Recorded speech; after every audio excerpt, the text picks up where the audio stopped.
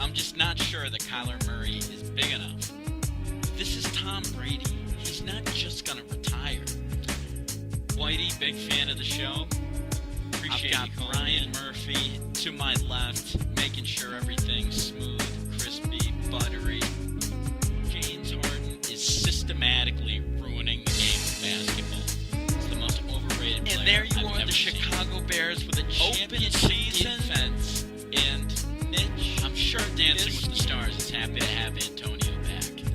If you thought you were going to get Zion, that's your bad. You are now listening to Open Season.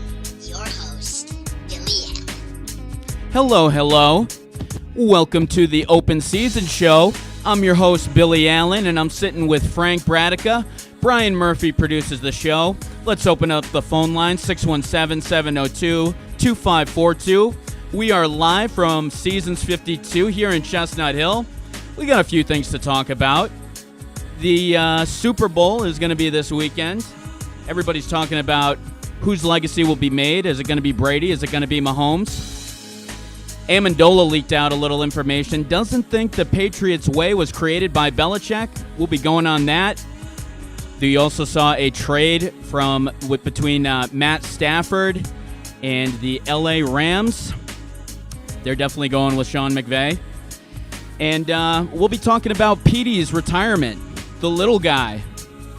All that and more, but first, we're going to start out with some words from Dustin Pedroia. I've had a lot of emotions, obviously, lately. But coming down to it, I look back and think how lucky I was for all of it.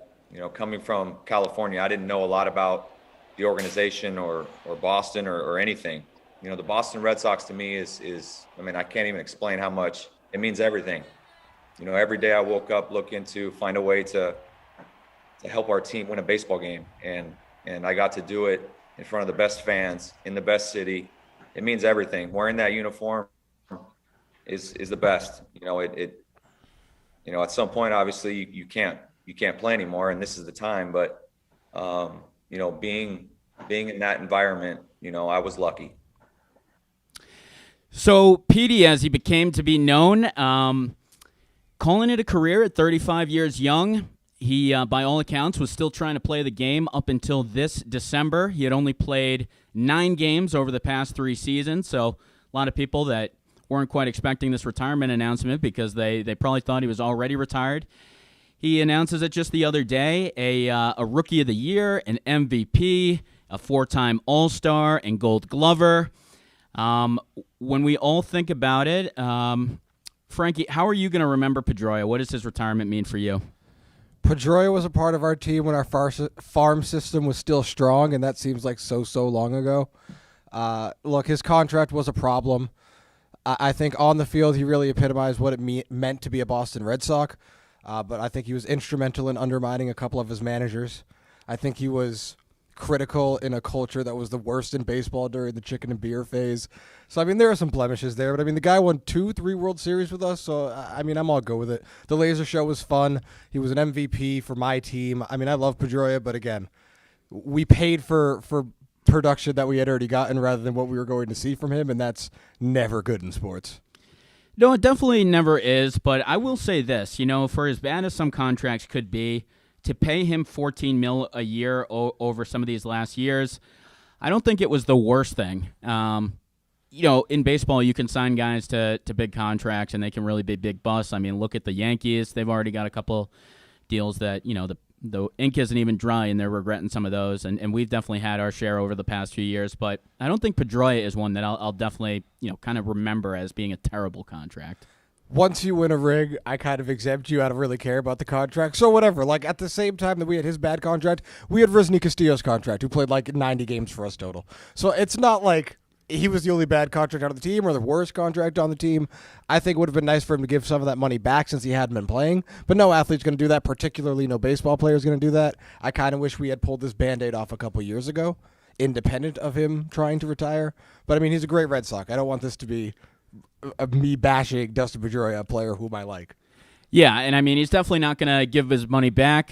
Just you saying that reminds me of the scene in Mr. Deeds where he tries to get the money back from that quarterback if he doesn't perform well. But, yeah, that's definitely not going to happen in any day, especially these days. But, Dustin Pedroia, a pretty decorated player over a 5-6 year period, led MLB second baseman in doubles, RBI, was up there second in home runs over a 5-year span from 2008 moving on.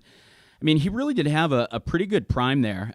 Rookie of the Year, MVP, 4 straight All-Star games, was the 9th in MVP voting that 5th year after his rookie year. So a pretty good prime for him. It wasn't the longest-lived career, but he definitely had his moments of flash. And, like we said, put his imprints on 2 World Series here for this club. But that is basically our moment of silence for Dustin Pedroia. We have a lot of things to talk about this week. We've talked plenty about the Super Bowl, and we will certainly do so. We'll be taking all your calls on that at 617-702-2542. Do you want the Chiefs? Do you want Brady? Are you still pulling for them? But we will get into that a little bit later on in the show, unless you direct us otherwise. We're going to start out talking about the NBA. LaMelo Ball actually gets his first start as a pro player, and maybe this is coming in a little bit too late. Maybe it's coming in a little bit earlier than people thought. I kind of thought that he was going to have some growing pains. Thought that we would probably see him playing at this level maybe at the end of this year, but he's definitely playing better than I thought that he would at this point in the year. As he gets his first start, what are your impressions on LaMelo Ball through about 20 games, Frank? I've been very impressed with all 3 of the top rookies. I believe we, on this show, I think it was almost unanimous of us saying LaMelo Ball was going to be the best rookie. Look, he was NBA ready when he got here, though there are things that he needs to work on. But when he plays, the team is better. They're 9-4 in games where he plays 26 or more minutes. They're 2-7 when he plays less than 26 minutes. He works well with Hayward. I mean, for the record, Rozier is not a guy who should be keeping LaMelo Ball on the bench. But apart from that, LaMelo's play has also indicated he's a starter. He's going to be a starter probably the rest of his career. He's probably already better than Lonzo. And I'm not trying to be hyperbolic because, again, there are massive flaws in his game still. He still looks a little bit awkward. His shot, even though it's much, much better than his brother's, still looks not quite fluid. But he looks very good. And the longer the season has gone on, the better he's looked. Yeah, and I feel like, you saw him have a 27-point effort just the other night against the Bucks with 9 assists, 3 steals. I mean, that is giving you a glimpse of what I feel like this guy could be moving forward in this league. I mean, he's just so long as you look at him and you kind of drool a little bit just with the IQ that he's got, the height that he's got. I mean, he just looks like this hasn't been the NBA class or the rookie class that we wanted it to be. I mean, you're looking at your top rookies, your top couple of rookies averaging like 12 points a game. I mean, this just hasn't Anthony been Edwards, 13. This hasn't been a Vince Carter year. This hasn't been even a Yao Ming year or anything like that. But there is a little bit of growing going on there, and I think LaMelo Ball he's just worlds ahead of what we expected from Lonzo. I mean, Lonzo still isn't really able to. I mean, just seeing him the other night, seeing the fact that he's still on the trade block. I mean, Lonzo's only 23, so who knows if he's ever going to get it. But, it just seems like he's worlds ahead of Lonzo Ball at this point. I believe it was a great philosopher, LeVar Ball, who said 2 smart things in his whole life. One was, my youngest is going to be my best, and my youngest has the best ball body, and what he meant by that is he's probably the thickest per square inch. I mean, LiAngelo's fat, Lonzo's wiry. LaMelo seems to be that perfect porridge where he's thicker than Melo. Like, yes, he's long like Melo. They both long wingspan for their height, both taller point guards. But LaMelo is thicker. He has more of an NBA body sooner and younger than his brother. Yeah, and I agree. I mean, he's just so tall. I mean, he's like 6'8", a solid 6'8". This guy may even be 6'9" at the point guard position by the time it's all done. I mean, you don't even know if this guy's fully done growing yet. We've seen so many Probably guys not. add an inch or two after coming in the league. I mean, Kevin Garnett added probably 3 inches from when he came into the league, and we've seen Giannis and other guys like that grow. But when you look forward to this rookie class, who do you think is going to be the cream of the crop that comes out of it? I mean, James Wiseman, for my money, is probably your rookie of the year at this point, I would say. If I had to vote right now, I would probably say Wiseman is your rookie of the year. I'd say LaMelo. But James Wiseman has been great. I think Wiseman has the highest ceiling. When you're a skilled 7-footer, guess what? Your ceiling is higher than somebody who's 6'5" and similar skill set. It's just how that game particularly goes. I've really been impressed with Wiseman. I think I'm more impressed with his lateral mobility. That's a question for all big men. He's been a defensive ad, which is great. Zion has been great offensively. He's playing better. We'll get into it later. But his defense is still a liability. So Wiseman has been better, and he's been better in certain pockets of the game than most young big men are.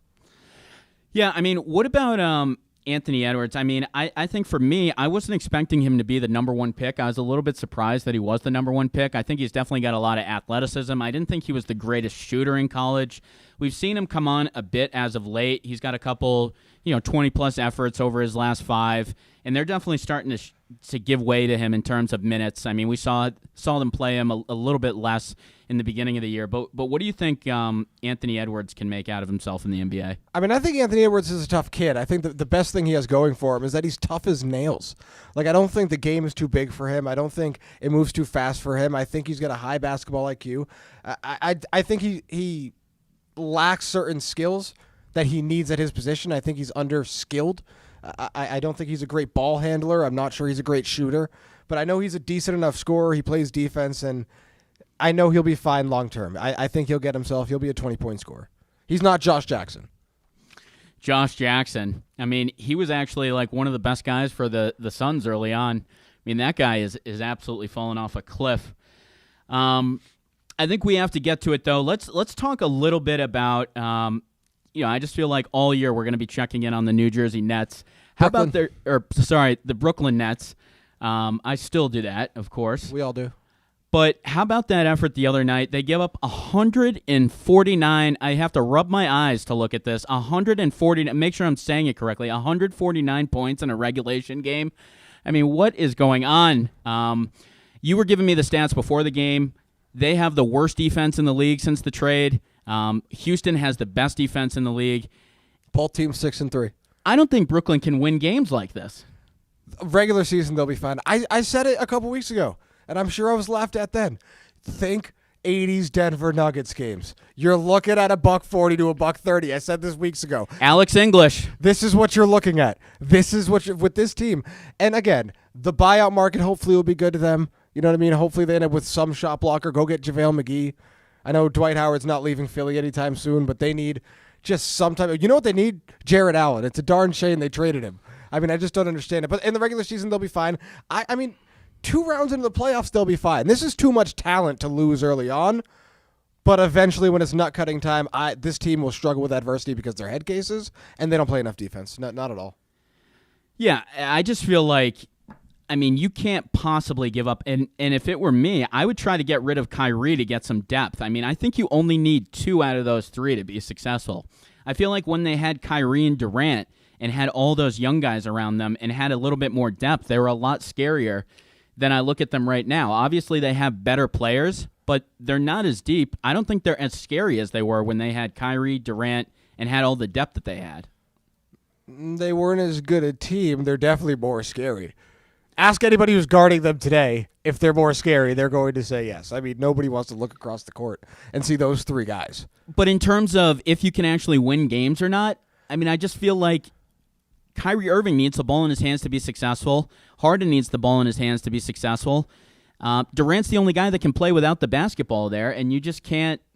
And they're going to give up a bunch of points. But again, in the regular season, it's just going to be game for game. In the postseason, some team is going to need to say, we're going to hold this team under 120 points 4 times. And once that happens, once they get held under 100, that's when I want to see how Kyrie and James Harden respond. I've said this the whole time. I have no question about Durant. Durant's a goddamn winner. He's the second best player in the universe. But I have no doubt that the first time, it's 89-88 and there's a final shot on Brooklyn's side, whatever Kyrie and Harden do will be the wrong thing unless it goes in. And I'm fascinated to see how that trickles down. I am as well. I mean, I think one thing that I'm really tracking through this start, through 20 games, is just Nikola Jokic. He's averaging, over the last month, he's averaging 27, 12, and 9. Named the player of the month for this past month, along with Joel Embiid, who's averaging 28, 11, and leading his team to a 15-6 record. Can Jokic continue to do this over an entire season? I think that he can. I mean, can he lead this team can he potentially almost lead the league? He's not going to lead the league in assists per game. It's probably going to be Harden. It's probably going to be, and Paul will probably finish second or something like that. But it seems like Jokic can actually average 9 assists a game over a season. I mean, he's probably closer, or let me rephrase this. It's probably more realistic he finishes the season averaging a triple-double to win MVP. He needs right now, his team is like 6th seed right now in the West. They're not having a great start to the season. For a player like that who's unspectacular to win an MVP, that's all about narrative and highlight plays, he's going to need to be a number 1 seed. He's going to need to win upwards of 60 games, and it's just not going to him. He's not on enough ESPN highlights, and that's kind of what that award is in this league. It's a joke, just like their Hall of Fame. Love the NBA. It's my sport, but come on now. Yeah, I'm sorry. So just snapping the Jazz's win streak at 11 the other night, putting up 47 points, that doesn't do anything for you? I mean, that's as good as we're going to get this far into the season. Obviously, we can't play out the entire season, but right now, I mean, if you're voting through 20 games, Jokic has got to be up there for you. It does a ton for me. I'm a different voter than NBA voters. It does a ton for me. I love the Jazz. They're a great team and a great defensive team, and he looked like he was toying with them for a segment of time during that game. It was a very fun game to watch. Most games between those two teams are, and he eats their lunch virtually every game. Yeah, I mean, I just think it's incredible what he's doing. I can't ever remember a big man, and I mean, like his 33 points in the first half, that was the highest scoring half for a Nuggets player since Allen Iverson in December of 2007. I just feel like he is really doing some things that we haven't seen a big man do in quite some time, or if we haven't seen him do ever, really. And he's leading this team. He's showing that he can be a number 1 option. He's showing that he can be the best passer on the team. I mean, maybe he's not as good as your guy Embiid through this point of the season. Maybe you would take Embiid over him, but can Embiid do this for an entire season? I would probably be more likely to put my money on Jokic. Sure. I mean, over the course of 82 games, I have no faith in Embiid. I just love his talent, and if he locks in for any playoff run, good Lord, the way the league has moved, not a lot of guys can defend that mass and that skill. I mean, he's just so good in a league that doesn't have guys that can guard him. But I don't know that he's going to stay healthy or keep up his production. Jokic is far more likely to keep it up, and he's probably going to have a better season. But I'm interested to see if Jokic is the solidified number 1. Does Murray fit in as a number 2? That's probably what he is in his career, number 2 or 3 anyway. But he's shown at times he struggles without the ball. And if he is leading their team in assists, they probably have a problem. I mean, Gary Harris is good, and so is Murray, and they're not averaging upwards of... It's not like he's averaging 9.5 and they're averaging like 7. They're down at 5 and 6, and I don't know that you can sustain that. It's a lot of high pick and roll to run with your big man, who's not an elite ball handler, though he's a good one, not an elite one for all that offense that's running through his hands. No, and I agree with you. He's not an elite ball handler, but he has done this for a couple of years now. I mean, they haven't necessarily broken through and been that team yet in the Western Conference that everybody wants them to be. I mean, they've been close. They're maybe building on it this year, but I think we have a little bit of time that he's proven that he could probably be this guy that you can run a team around. I mean, maybe he's not the most ideal guy to run a team around, but he seems like that can work. Stack some shooters around him. He's a great player. The team's playing well through him. I just feel like the barometer for that team is going to be more the Jamal Murrays and Michael Porter Jr.'s. We know what Jokic is. He's showing us he can take his game to a whole nother gear, but I just don't know how well his team is going to play around that. And again, if he's your 1, Michael Porter Jr. better be really good too, Because I said last year, Michael Porter Jr. needs to become the one, and then everything falls into place for that team. If he's not, I think you're closer to having 3 twos at best than Jokic being a legitimate one. And he's playing like a one right now. Like, I can't deny that. The stats are the stats. He's playing like a number one. He might be the best center in the game right now. I'm just saying when it's nut-cutting time in the playoffs, I just think when the defense gets tighter, that's a tough offense to win with.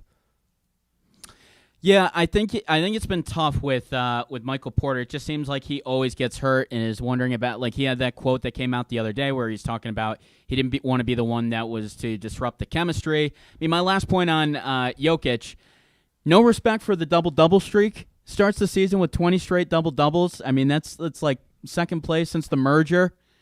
No.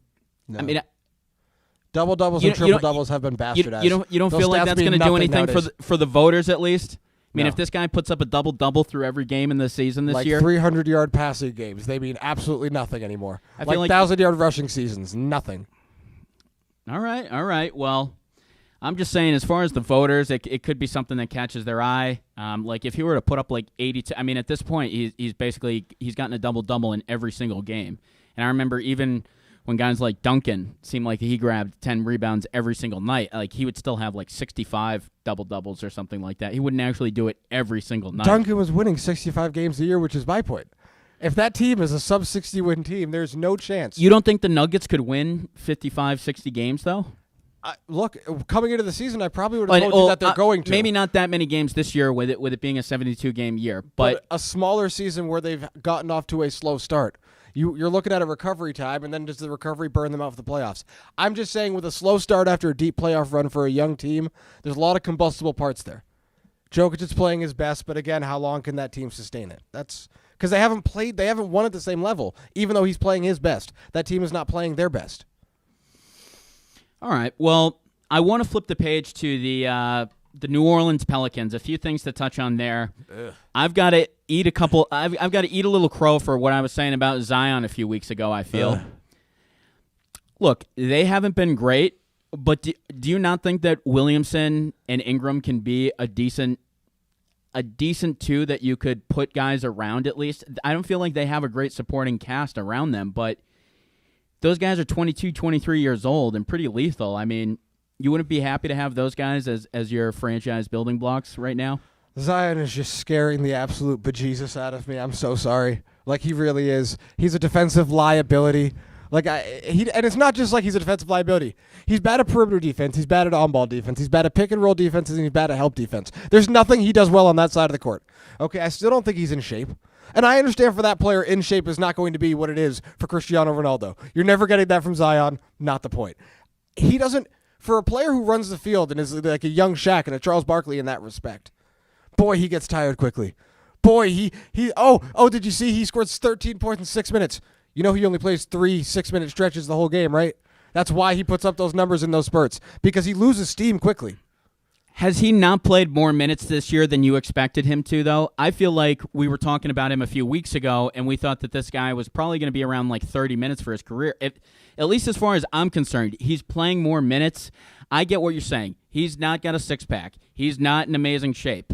But maybe this will come, and I just feel like he's been pretty good. He's been better than I thought that he was going to be when we talked about him a few weeks ago. Has he not been better than you thought that he was going to be? No, I think Zion's a superstar. So he's yet to live up to my tag. I think Zion should be 25 and 12, baby. And Zion's rebounding numbers are disappointing too, not just the defensive liability. His rebounding numbers are shit for that player. If you are an electric player and a hops player and an athletic player and you are a run-the-floor player, there is no way that you can be doing less with more minutes. There's no way that you can be invisible on the defensive end. And there's just no way. Like, he doesn't pass the ball very well. He doesn't dribble as well as he did in college. Like, and again, I love Zion Williamson. I think the guy's a baller. But if he doesn't get his weight under control and, like, a decent shooting coach, what do the coaches do? I haven't seen him improve a whole lot in his time in the NBA. I haven't seen him improve his drop step. I haven't seen him do a whole lot that I need him to improve on. He's young and he's got all the time. His ceiling is unbelievable. Love Zion. But no, he hasn't lived up to anything I think about him. He hasn't lived up to what I ultimately think and what I think a lot of people are thinking of him. I just guess from where we thought he was a few weeks ago, he has played some good ball as far as I'm concerned. I get that he still has another level that he needs to hit, but he's played some good ball as far as I'm concerned. He's shot a little bit better. He's played more minutes than I thought that he would play. And that team, obviously they stink. The reason why I bring them up also is because you're hearing all kinds of rumors about Lonzo Ball and J.J. Redick being on the trade block. J.J. Redick is having a putrid year. He's averaging 7 points a game. He can hardly throw a grape in the ocean right now. He's shooting 29% from three, just not getting it done on all accounts. However, if I'm a team that can compete, I'm willing to throw something on the table to get J.J. Redick. I don't know how much I'm willing to get. And Lonzo Ball's young. Maybe you could sell him on a team that's young, rebuilding. But if I'm a team out there that's looking to contend, I'd be interested in making a move for J.J. Redick. Maybe he's just old, and maybe this is where he's falling off. But he seems like one of those guys that you could add to come off the bench. We've seen it with the Kyle Korvers. We've seen teams that need a J.R. Smith. Would you do Dinwiddie for Redick straight up? I don't think I would. Okay. I would if I'm the Nets. Can I be honest? If I'm the Nets, you know what I would also do? I would also do it for Lonzo. I don't think either one of those players are better than Dinwiddie. I think both of them are more complementary and a better fit for the Nets team they have. And the Nets aren't getting draft picks to be complementary role players because they don't have any.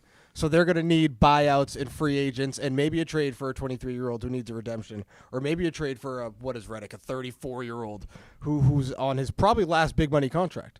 So I think that if I'm the Milwaukee Bucks, why wouldn't you get Redick? And I don't care what you have to trade for him. You have yet to put the correct amount of shooters around Giannis. Why not go get Redick? I would totally do that if I were the Bucks. I'm not willing to give up Dinwiddie for J.J. Redick. But Dinwiddie's a part of a Nets future I just feel like that no the longer Nets exists. They've thinned out that team enough. If they do Dinwiddie for Redick and Redick doesn't, if he averages 7 points over there, they're going to beat. Dinwiddie's eventually going to be a free agent and not going to re-sign on a team that has 3 All-Stars. And again, he's a better player than anybody you're going to trade him for in your situation with no draft picks.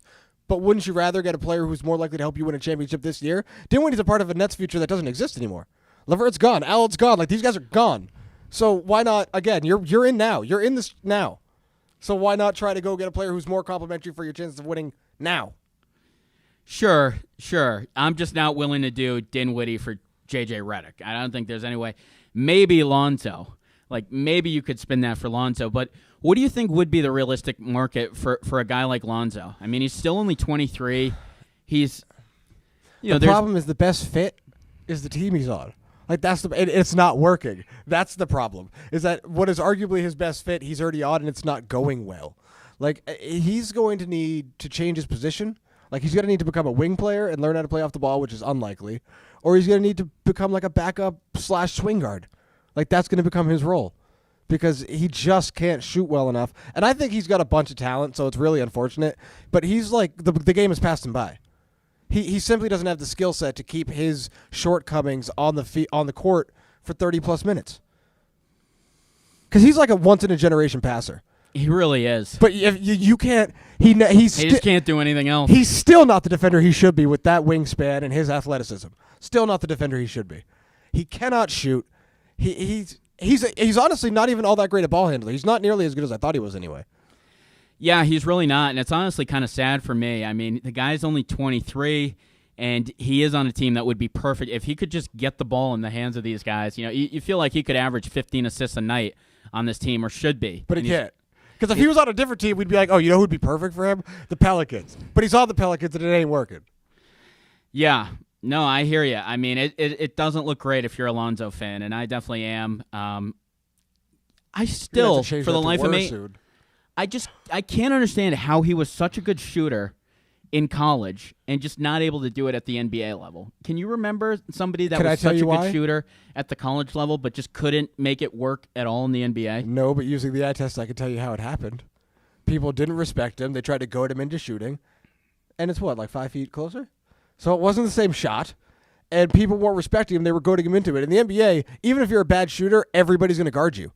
In college, people were like, all right, well, we can't let Lonzo get ahead of steam, and we don't want him in the pick and roll. So even though he's I believe he shot 40% in college, so even though he's a 40% three-point shooter, we'd rather have him shooting. In the NBA, they don't care that you can't shoot. They're still going to guard you. And with that funky shot, he can't even get it up in the NBA. Not correctly. Not at a high volume. Not at a high percentage. That's what she said. Anyway, let's transition over to really smoothly, by the way, over to the NFL and Danny Amendola, who can't, Danny Amendola, man, him and I would be great friends. I'm sure. But he just absolutely ripped Bill Belichick. Claims that Brady is the Patriots' way. Let's listen to playoff Danny Amendola.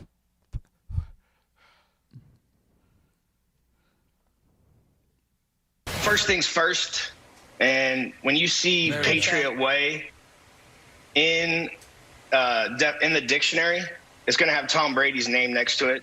None of those coaches threw any passes. None of those coaches caught any passes. None of those coaches made any tackles. They got guys in the right position because they watch a lot of film and they spend all their time at the facility. But Tom Brady is the Patriot way, and that's the reason why Tom Brady's in the Super Bowl right now, and the Patriots aren't. I mean, you heard some of the commentators there. That was some juicy stuff. I mean, I had to sit down when I heard that. I couldn't get up and walk around after I heard that a little bit. Danny Amendola and Rex Ryan and Marshall Faulk, these guys need to go to some resort where they can get all their feelings out about the Patriots and be done with it. Because as soon as he signed a contract in Miami, the first thing he did is get in a car, slap on an interview where he's talking about Belichick doesn't pay people, is an asshole, not a great place to play. Like, bury your hatchet, man. And look, you didn't like where you worked? You talk some junk. I can relate. You still talking junk? 5 years later. Like, you should probably get over it, dude. You really should. And I get it. You're a Brady guy. You're defending your post. But you know you might be more qualified to speak on who's more the Patriot way, Belichick or Brady, because you played there, and that's awesome. You know who the Patriot way isn't? Danny Amendola. So he should probably just relax and enjoy the rings that he earned one. He was gifted one. Oh, I mean, he definitely, you don't have that Atlanta win if not for Danny Amendola. You don't have that win against the Jaguars if not for Danny Amendola. So I'm not going to just sit here and say that he was a complete bum. But, I mean, he did come from, for him to talk about this, he came from a Rams team that went 1-15, a Rams team that went 2-14. He comes to New England and wins 5 straight AFC conference title games. So it's just like, they really made his career. They really made his career a lot.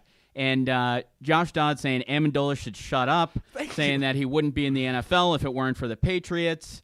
Can I just say one thing as a Patriots fan?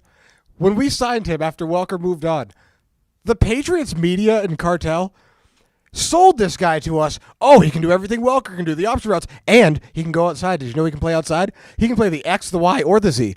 Oh, he's going to be so good. He's going to fit in with Tom Brady. Injured his first 2 years. Didn't really, and he was a good player. But dude, relax. Seriously. Who was the receiver that the Patriots almost signed? The guy who is now on... Adam Humphries.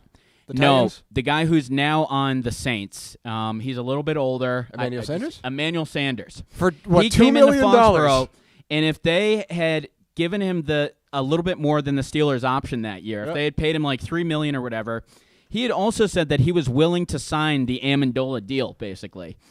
I still was amazed that they decided to get rid of Welker and then sign up for 5 years of Amendola. That just took some balls. And that was, talk about a contract that didn't work out for you. You're talking about balls. The same decision was made to let the GOAT go and bring in Cam Newton. I don't want to go over that again. I'm just saying, when you say the let's balls. Talk about it. No, we won't. But it's consistent. It's in line with the same type of decision making he does. He lets Lawyer Malloy go a year early. It works out because the next offseason he gets Rodney Harrison, but you missed the playoffs for a year. He decides, all right, Brady, you want weapons? I'm going to build around you for the next 5 years. We're going to have a shit defense that can't get off the field on third down.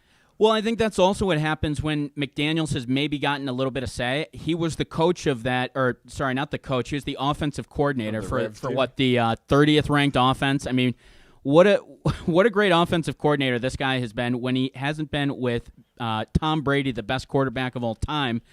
We saw him go to the Broncos and absolutely. When he beat the Pats, was pumping his arms and everything like that, running up and down the sidelines like a freaking kid when he won that game, and then I think he didn't win a game after that for like You're not 15 giving straight. him enough of credit. He trades his franchise quarterback, Brandon Marshall, see ya, gets caught for cheating. I mean, it's tough. Drafts Tim Tebow in the first round. I mean, for such a short span. He really sunk them. Whoo! That's why he should have taken any opportunity that he got. He's like crying for opportunities now, and it seems like the Eagles aren't going to take him seriously. Is he going to get another serious offer because he's not going to be able to reinvigorate himself with this team? I mean, unless they bring in a top-notch quarterback. By the way, Matt Stafford said he would go to any team but the New England Patriots. So there's not a lot of takers there, just a couple. So are there going to be – is McDaniels even going to be able to reinvigorate himself to a point where he would be marketable enough for one of these coaching offers? Has his opportunity passed him by? I think this might be an all-time shit year for coaching hires. I think there was a lot of good opportunities where the right coach could have came in and won in a lot of these situations, and I think a lot of teams made the wrong hire. Like, I don't think Josh McDaniels, any team he goes to, he can fit in with except for maybe an Aaron Rodgers. Like, I really think it's that hand glove. And also, you know who's got a great coaching staff? Frank Reich. You know who hired 98% of those coaches? Josh McDaniels. So it's like, even if he gets a head coaching job, all the guys he wants to coach under him, all his coordinators, all his position coaches, are in Indy being a part of another good coaching staff. Like, he already had a good team, a good roster, a good GM. Ballard's a great GM. He's proven to be an awesome GM. Half his roster is second-round hits in the draft. He could have had that job. He chose not to. And he chose not to at a pretty inopportune time because they were about to announce you. Yeah, he completely screwed over that team. All those guys who were making moves based on him already choosing that and then moving going their back. family. It's just crazy. But we should get back to there is a game of some importance this weekend. Obviously, the Chiefs are the clear favorite, I would say. You know, not only in Vegas, but it just feels like they've got so much firepower. They really can't be stopped. They've just done an amazing job of putting the right weapons around Patrick Mahomes. Do you think that the Tampa Bay Buccaneers can slow him down at all? And I mean, even to the point where he throws maybe like 3 touchdowns rather than 4 or 5. Can they slow him down? No. Really, no. Like, here's the thing. Tampa Bay has a chance to slow down Mahomes. They're not going to stop him, but they have a chance to slow him down. I don't know that the Chiefs have a chance to slow down Tom Brady. And the argument can be made they have the pieces. They have the interior rush with Chris Jones, who's second to maybe Aaron Donald and no one else on the interior in terms of pass rush. I think Tyrann Mathieu causes a lot of disruption, is great at disguising things. But the body of that defense is not a defense that is going to confuse Tom Brady or cause a lot of turnovers. Look, the Chiefs have like the 17th ranked defense, I think, in the league.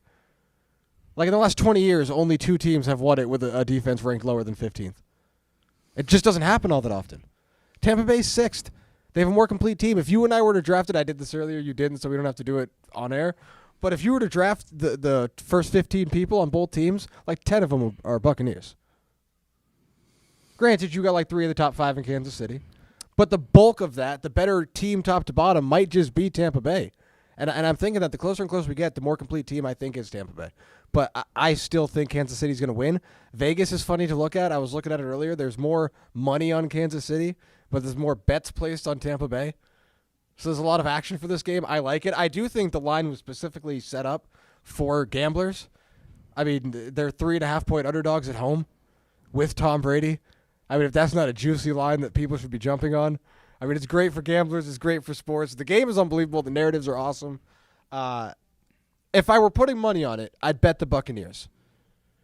Now, because F the Buccaneers and F Tom Brady, and I can't jump on the bandwagon after being the card-carrying member of they're not going to win fan club. I just can't switch my allegiances that quickly.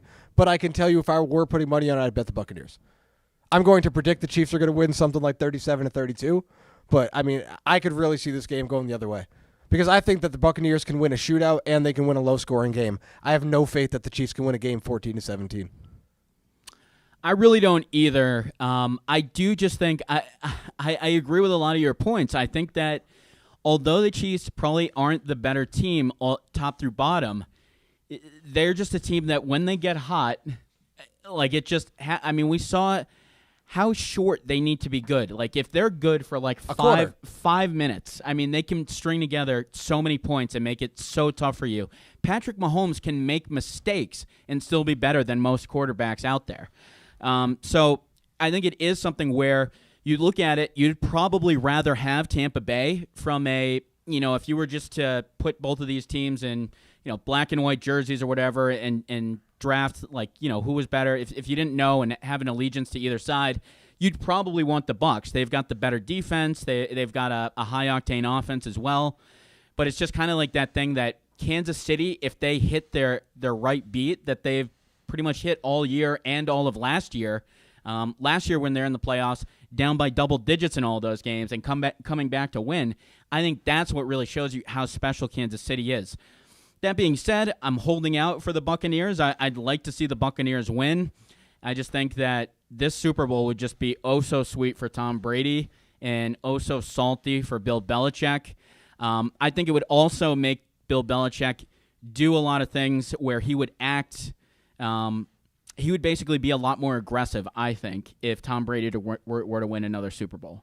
I think he's almost got $100 million to spend. I think he would maybe take that and go out and get a quarterback, maybe get a wide receiver.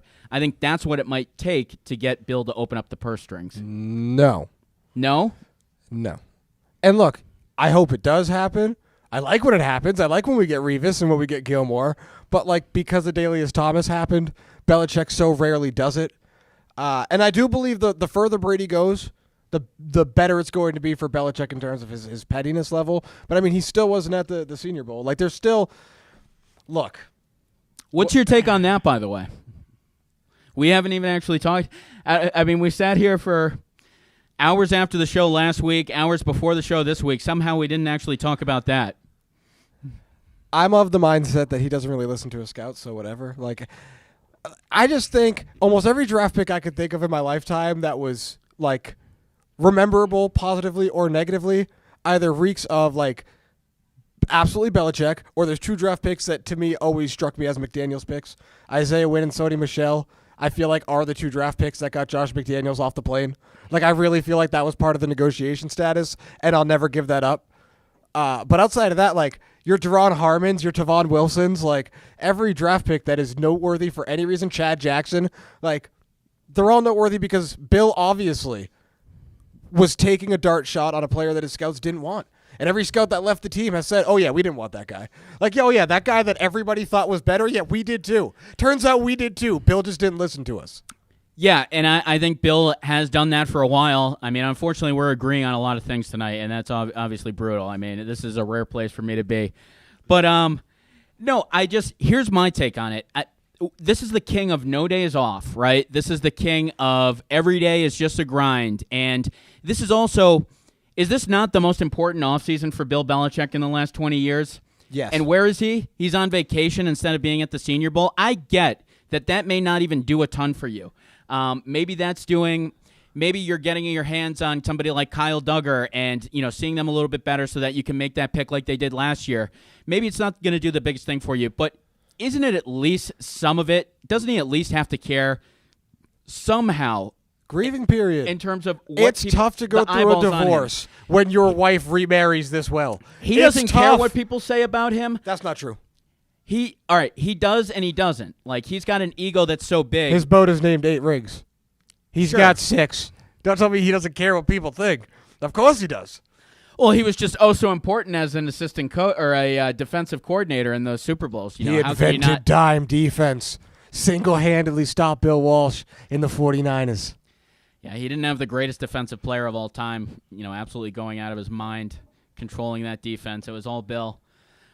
Just like it was all, all some of these other guys that Ernie Adams or whatever it was, who drew up the play for Malcolm Butler. Pivotal. It was all them. It wasn't Malcolm Butler who made that play. It was Ernie Adams, everybody, right? So Matt Patricia. I have one of the best defensive plays in Super Bowl history. Oh, the coaches in this organization are ridiculous. They're not petty, are they? As much as I love Belichick, wow, some of the quotes from this coaching staff. Tom's not that special. We could win with any of the top 15 guys. Apparently, Cam is far from 15. right? So with Stafford not being the guy that they're able to get, you've got to assume that Deshaun Watson is saying, no way in hell will I go to the Patriots. I mean, he's got to be laughing at our weapons. Why wouldn't he want to come here? I mean, why wouldn't Matt Stafford want to come here? Because he doesn't want to be coached hard. He's 33.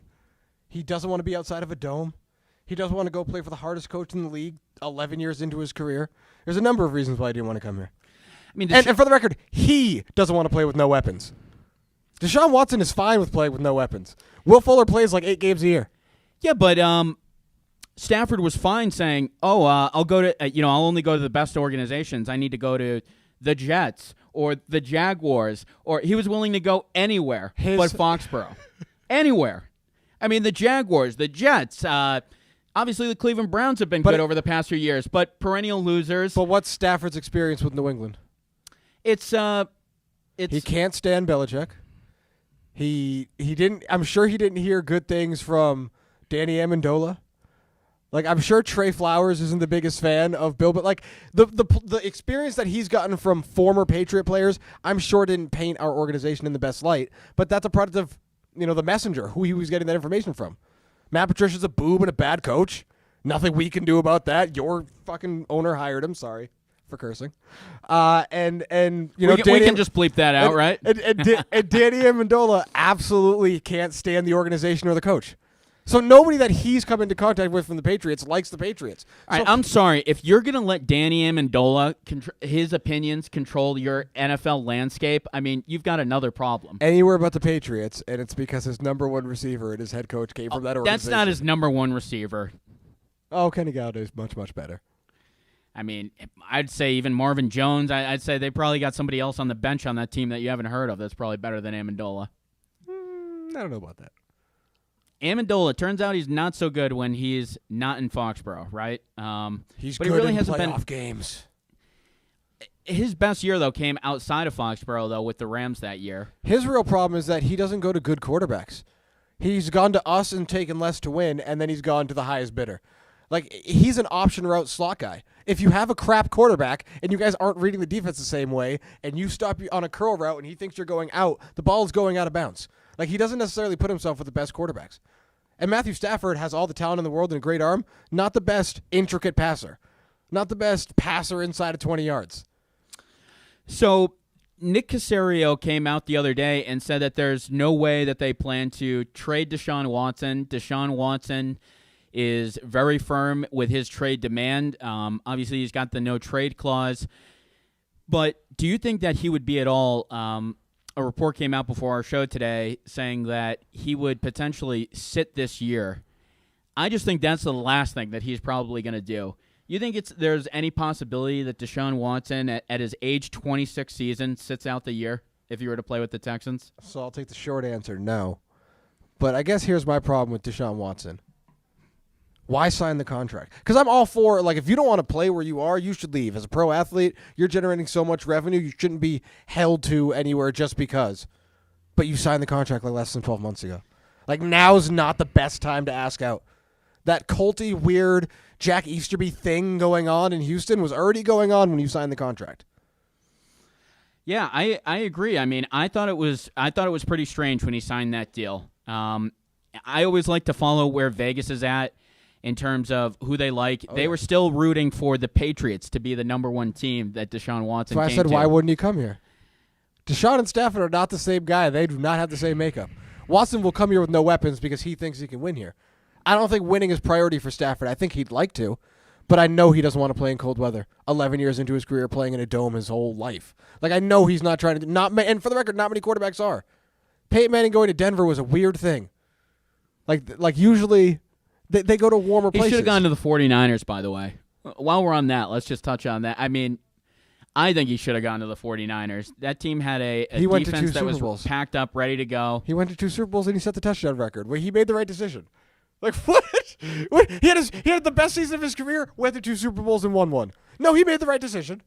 Would they not have been good if he went to they needed a top 15, in the Patriots' words, they needed a top 15 quarterback for that 49ers team in order to win a championship. Didn't they have Kaepernick?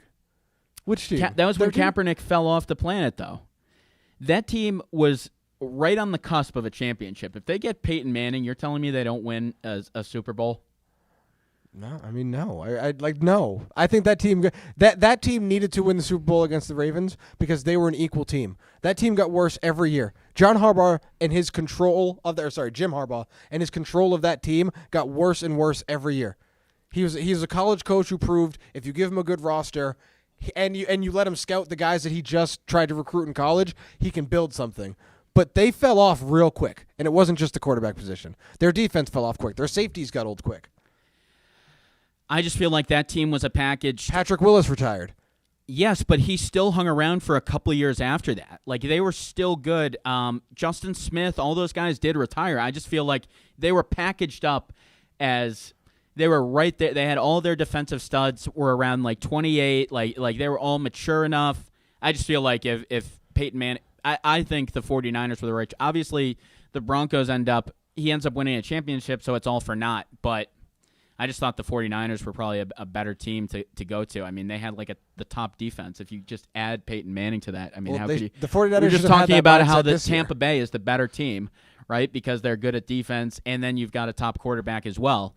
I mean, wouldn't you kind of be looking at that situation with those 49ers teams? I mean, that's just my thought.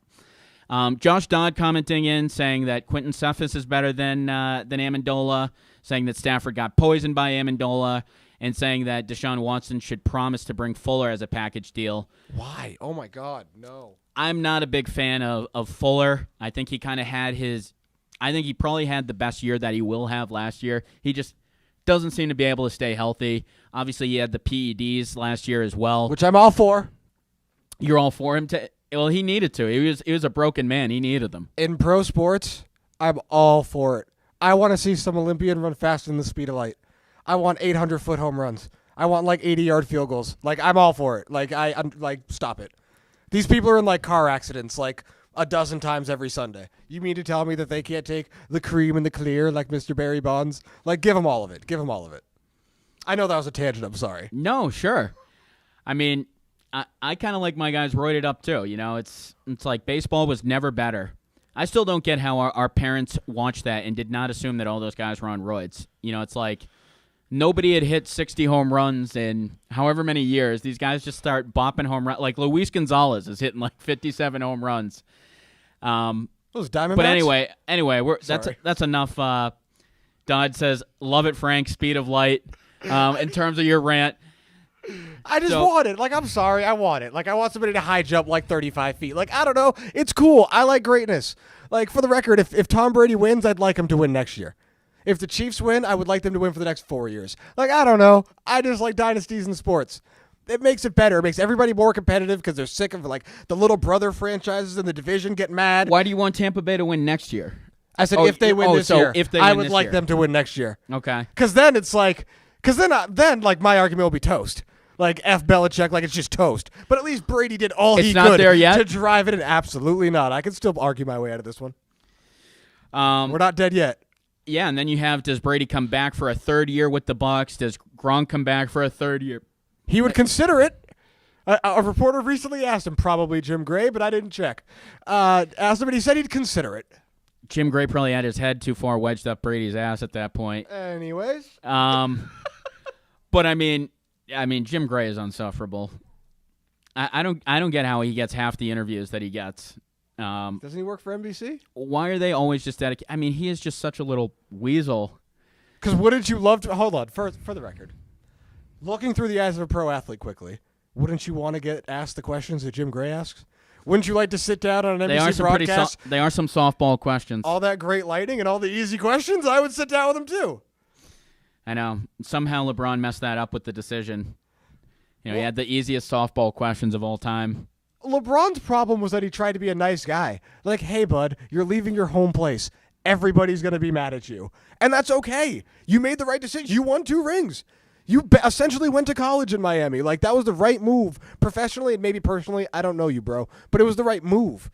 Like, who cares that everybody hated it? Like, it was the right move. Like, it was a stupid thing. It was a stupid circus, I would call it. But, I mean, he donated money for that. So as much as I didn't like it, still a great human gesture. He's a great human who nobody likes. And it's okay. Yeah. Jim Gray does get some great interviews, though. I mean, that Goats book, the fact that he was able to interview all those guys, I mean, somehow he gets in there. Anywho, I guess that's what happens when you're friends with Oprah. But anyway, is there anything else that we have to know as far as the Super Bowl? Any other last things? Because this is going to be any predictions you want? Any prediction on the coin toss? I was going to ask you 2 questions.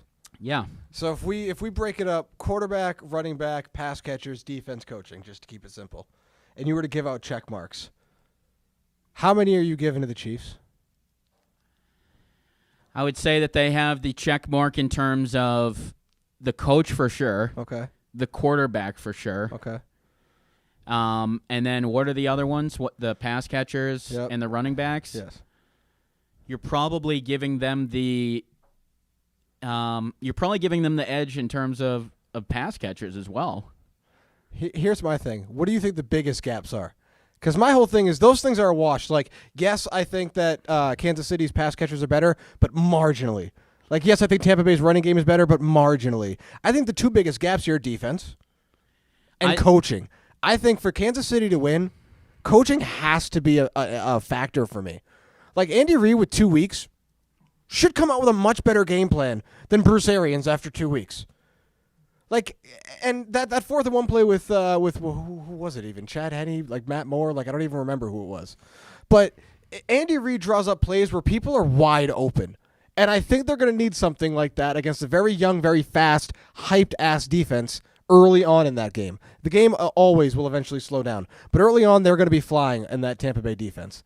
And I think Andy Reid has a big, big opportunity to be the best coach in the world. I think he does too. I mean, I think that's part of you're pairing up really an offensive genius with really, a mastermind, a quarterback as well. Like those two work so well together because not only do you have the talent to execute, but you also have the mind as well. So many years, Andy Reid's been a great coach, but probably hasn't had the best personnel to execute ultimately what he wants. I mean, Donovan McNabb, Alex Smith. Overrated. Donovan McNabb's one of the most overrated players of all time. Sure. I think he's a little bit better than you want to give him credit for, though. 2-to-1 career touchdown to interception ratio. When guys weren't throwing a million touchdowns. He's 1-0 throwing up at halftime in the Super Bowl. Sure, maybe he wasn't conditioned as well at the end of his career. At the end of his career? That's at the end of the season, at the prime of his career. That's the problem with it. Maybe people booed him from the second he was drafted there. All right, so I know it wasn't on the. Can we talk about the Baseball Hall of Fame? Before we do that, let's give our predictions for the game. Score predictions. 37-32. I'm gonna go with the Bucks. Like I don't want to jinx them in any way or anything like that. I hate but since this is a sports show and we have to do this, if you have to pin me down, I'm gonna say Bucks 34, Chiefs 28. I don't know why it took me so long to say that. I had that in my mind the whole time, but I'm stuttering. If they hold them to 28, I think they'll win anything. Like 28-29. I think they're just going to have to. I think they're going to have to. I think when you get over 30, that's just Mahomes. But by the same token, even if you hold them under 30, it's going to be 27, 28, 29. So you got to get to 30. The Bucks got to get to 30, and they got to hold the Chiefs under 30. I don't think they can. It's like even if you get to 30 as the Bucks, if you were to tell me right now the Bucks score 30 points at least, I still don't 100% feel confident that they win that game, right? You shouldn't, but it's a great game because you wouldn't feel that comfortable the other way either, and you wouldn't want it any other way. Before we talk about your Hall of Fame thing, who do you think this is bigger for in terms of the legacy? This has a chance to really take Brady to a completely unprecedented. He's obviously just adding frosting to the cake at this point, and Mahomes is so young that he could really lose this game. I don't view this as big as Aaron Rodgers to lose the last week's game. I feel like that had a lot more implications. What do you feel like legacy-wise? I feel like we've heard some people say that Mahomes has to have this game for his legacy. I think Brady's kind of playing with house money. What do you think in terms of the legacy battle with this one? I don't think a loss hurts either one. And I hate. Look, I love to be controversial and say things, but no. I mean, a loss isn't going to hurt either one. A win will go further for Mahomes. A win will go further for Mahomes. It will keep the GOAT conversation relevant as long as he stays an elite quarterback. It'll keep the narrative around.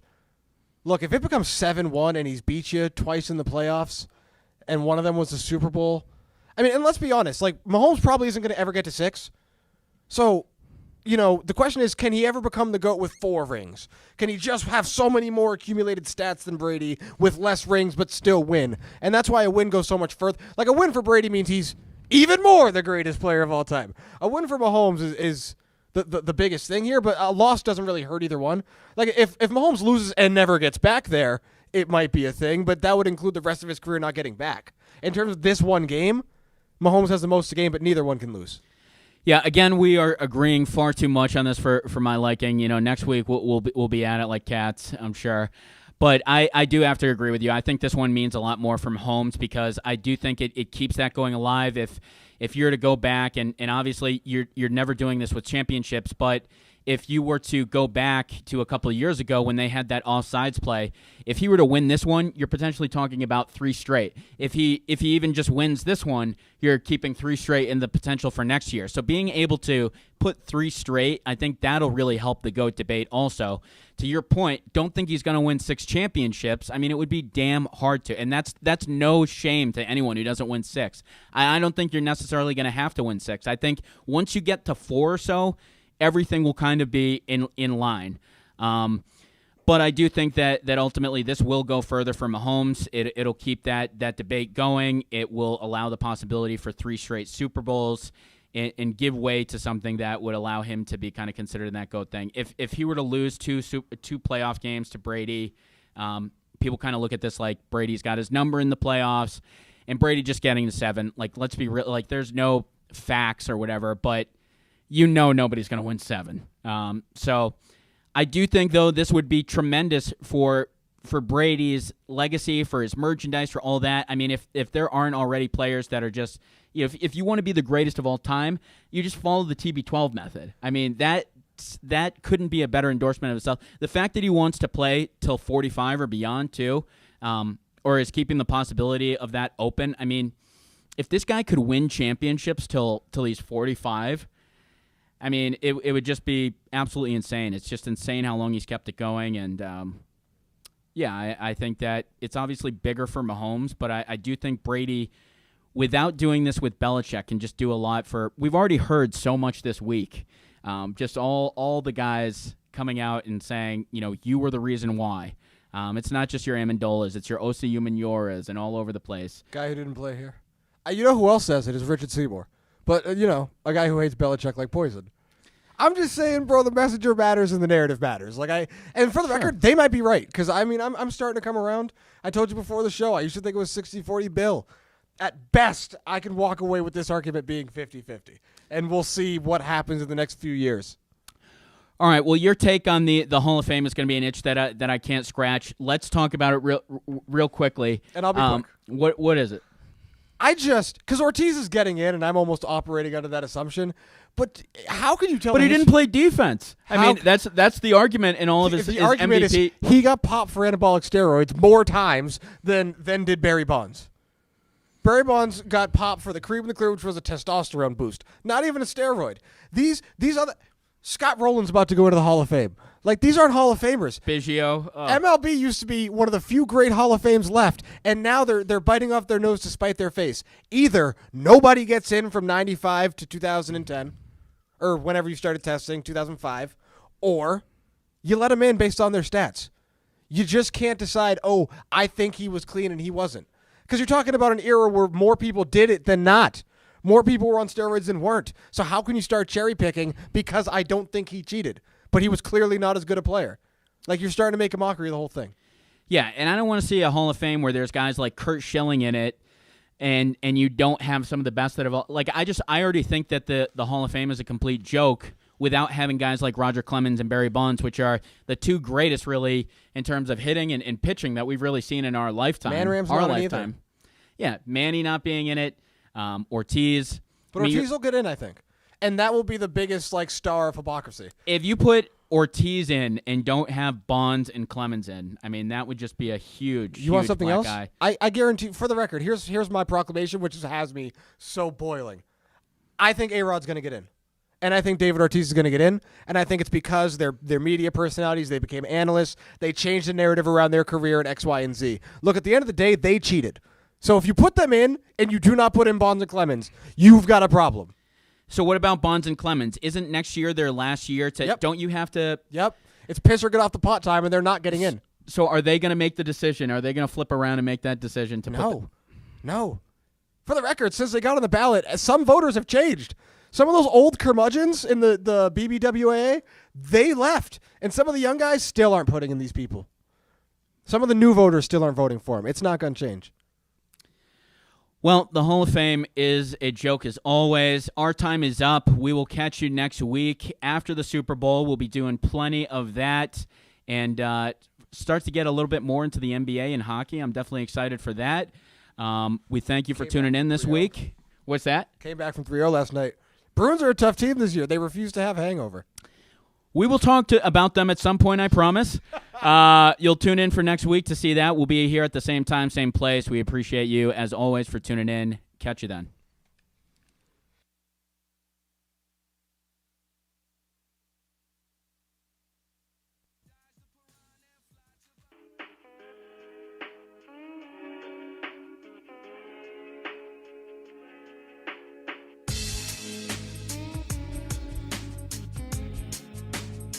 I'm just not sure that Kyler Murray is big enough. This is Tom Brady. He's not just going to retire. Whitey, big fan of the show. Appreciate I've got Bryan Murphy to my left, making sure everything's smooth, crispy, buttery. James Harden is systematically ruining the game of basketball. It's the most overrated player. And there you are, the Chicago Bears with a championship defense. And Mitch, I'm sure Dancing with the Stars is happy to have Antonio back. If you thought you were going to get Zion, that's your bad.